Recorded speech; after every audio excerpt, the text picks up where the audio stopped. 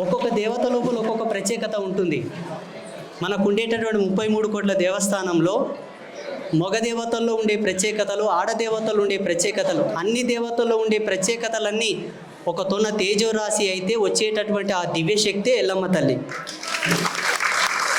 నేను చాలా సందర్భాల్లో చెప్పాను, ఈ కలియుగాన్ని పరమపావనం చేయడానికి పుట్టినటువంటి శక్తి, ఆదిశక్తి, అపరశక్తి ఎల్లమ్మ తల్లి.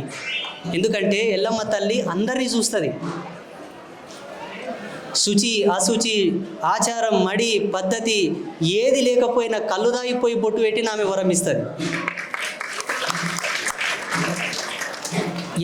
ఈ జగతి లోపల ఎన్ని దేవతలు ఉన్నారో అన్ని దేవతలను అందరినీ కూడా ఒక్కొక్క దేవతను ఒక్కొక్క పద్ధతితో మనం పూజించుకోవాల్సినటువంటి అవసరం ఉన్నది. కానీ ఎల్లమ్మ తల్లి దగ్గరకు వస్తే ఏ శాస్త్రం, ఏ పద్ధతి, ఏ అనుష్ఠానం, ఏ మంత్రం తంత్రం ఏమీ అవసరం లేదు.